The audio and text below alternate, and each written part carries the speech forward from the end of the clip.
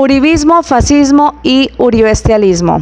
Análisis crítico de una cucuteña que creció en la frontera con Venezuela. Bienvenidos a este nuevo espacio, que es una especie de columnas o artículos que voy a escribir y los voy a compartir con todos ustedes. Pónganse cómodos y traigas a su tía uribista. Me encuentro en una zona muy uribista y antipetrista, Cúcuta, norte de Santander. Tuve amigos uribistas, parejas uribistas, pero a medida que fue creciendo mi conciencia y mis conocimientos sobre la política, me fui quedando sin amigos, sin familia, sin muchos conocidos con los que compartía de vez en cuando, sin trabajo en el sector privado porque me esculcaban las redes y veían mi obsesión por Petro presidente desde el 2013 y mis publicaciones antiuribistas desde que abrí mi primer Facebook en el 2008. También me quedé sin novio y sin esposo, pues una contestataria, rebelde, irreverente, ya con una mezcla de ideas feministas y de izquierda en construcción, con un muy marcado sentido de la justicia, difícilmente podía yo encajar en esta ciudad de los hornos crematorios en Juan Frío. La ciudad del iguano, del famoso Surca de Carora, de Luis el Pulpo de San Luis, de los rumores de los sótanos de la Alejandría, donde al parecer descuartizaban gente viva en cuartos de acero para que no se escucharan los gritos. La ciudad de las historias de los temidos cambistas o del alcalde preso que gobernaba desde la cárcel. Ciudad donde muchos se hacen llamar ramiristas por Ramiro Suárez, el alcalde preso. También la ciudad donde muchos se enriquecieron con las tarjetas Cadivi y los famosos carrusel de las exportaciones por medio de comercializadoras que montaban desde la frontera y con las que por años robaron a Venezuela. Mientras al mismo tiempo estos comerciantes decían que Chávez era un maldito comunista, que estaba acabando con el país. Pero cuando el gobierno venezolano les cerró el bolsillo roto, ahí sí que lo odiaron aún más. Norte de Santander, departamento que elige por 5 periodos consecutivos como gobernador a un presunto corrupto, sabiendo que de ser ciertas todas las denuncias y cosas de las que se le acusan resultaría siendo el causante de la miseria en la que se encuentran nuestros campesinos, zonas rurales y nuestra red de hospitales en estado de emergencia, por tanto robo de los recursos de la salud. Extrañamente, todas estas denuncias, procesos y la cantidad de investigaciones aún abiertas nunca prosperan. Es tan grande el poder de esta magia, dije magia, no mafia, que antes de inscribirse en la registraduría al señor William Villamizar casi lo inhabilitan por estos líos, pero algo mágico sucedió, nada pasó, se inscribió y ganó con 260,000 votos, su tercer mandato. William Villamizar, ¿le suena ese nombre, cierto? Sí, es el protagonista de las denuncias del asesinado Jaime Vázquez, como también el protagonista de las memorias del muerto de Daniel Coronel. Cúcuta, mi linda ciudad de identidad confusa, donde vi incluso algunas víctimas del paramilitarismo defendiendo la limpieza social, aun cuando habían encontrado algún familiar o algún conocido a pedazos en bolsas negras. A ese nivel de ignorancia y de indolencia estuvimos o estamos en la Perla del Norte, donde hoy en día también vemos al gremio de empresarios del calzado odiando a Petro pero beneficiándose de la apertura de la frontera. Como bien lo mencionó el presidente hace unos meses, nuestra ciudad fue donde más bajó la pobreza monetaria urbana, un 6.9% del total de la población en su primer año de gobierno, pero a su vez la primera ciudad donde menos votación sacó el primer mandatario progresista en Colombia. Pero el poder de la reflexión es un poder inmenso que no te lo derriba nadie y que te permite ser un buen observador y analítico de todo lo que sucede a tu alrededor.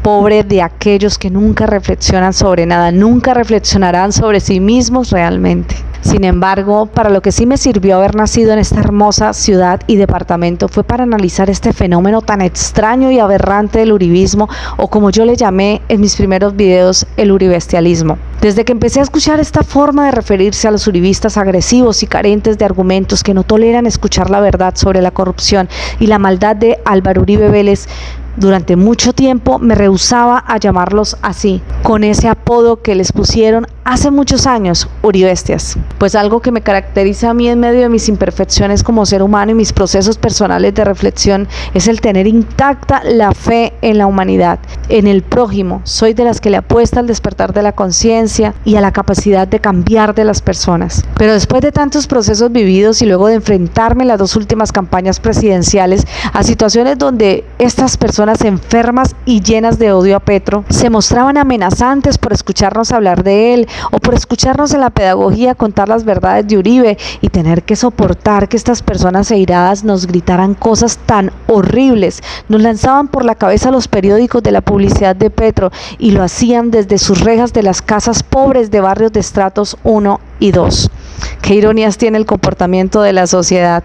Esos periódicos hablaban de una política justa para ellos mismos, como por ejemplo las reformas sociales que nos devuelven los derechos al pueblo trabajador y de a pie, a la clase media, al pequeño emprendedor y al pequeño empresario, a los viejos y a las madres que dedican su vida a criar hijos entregando la vida misma sin ningún tipo de remuneración ni reconocimiento de la sociedad ni del sistema.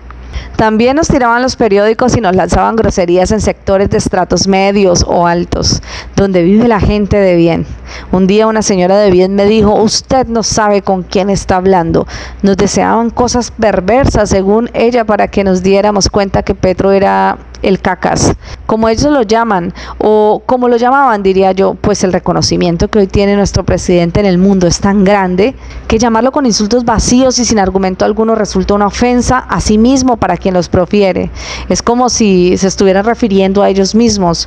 Eso demostraría que el cerebro de ese uribista está hueco, vacío y carente de toda capacidad para informarse y procesar información, carente de la capacidad de cuestionar lo que ve en un meme, o de estudiar la historia de su país sin emociones infundadas por los medios de comunicación.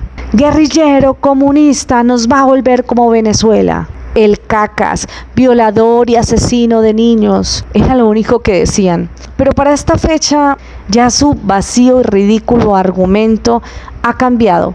Ya nada de eso con lo que asustaban a la gente inculta, desinformada e ignorante sobre la realidad del país les funciona, porque ni nos volvimos como Venezuela, ni se disparó el dólar a 8.000, ni le entregó el país a la guerrilla o a Cuba, ni tampoco salió Estados Unidos corriendo a bloquearnos económicamente como sí lo hizo con Venezuela. No se expropiaron las pensiones, ni se fue Marvel de Colombia, mucho menos el padre Chucho. Nada de eso pasó. Ahora entonces su único argumento son cantidad de chismes de los medios de comunicación pagos por la ultraderecha y por las cúpulas del poder uribista, donde nunca terminan comprobando nada, puras calumnias de las que les toca luego retractarse y con las que a medida que avanza el tiempo se degradan más los políticos tradicionales, la FLIP y los medios de comunicación por falta de veracidad y ética en sus acusaciones. Esta derecha salvaje y vampira sedienta de miseria y violencia para su país, defendiendo con afiladas garras sus grandes negocios del robo de los recursos públicos y el negocio de la libertad legislativa y judicial para poder producir, defender y sacar sus emprendimientos de la harinita blanca y todo tipo de drogas por el mundo. Con total impunidad y el visto bueno de las CIAs hacían leyes para su casta narco-uribista, no para la gente a la que van y le compran el voto y de la que se valen para estar en las curules del Congreso.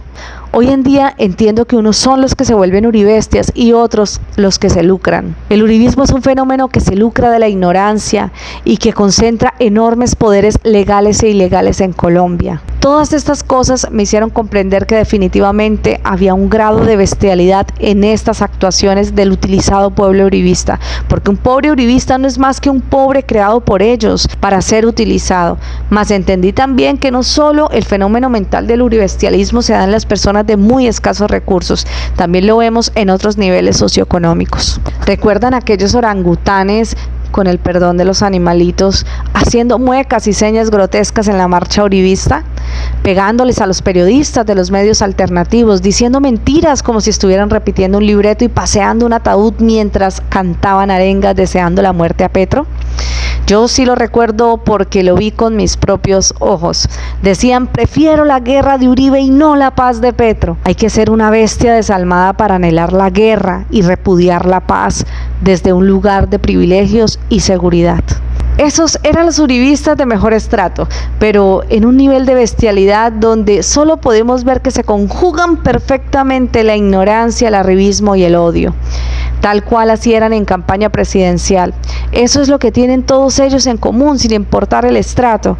El uribismo fabrica ricos ignorantes y violentos, como también pobres, ignorantes y violentos. Pero, ¿cómo se fabrica un rico con esas dos principales características? Piense y respóndaselo usted, aunque más adelante aquí encontrará la respuesta. Recuerde que ignorante no es quien carece de títulos universitarios.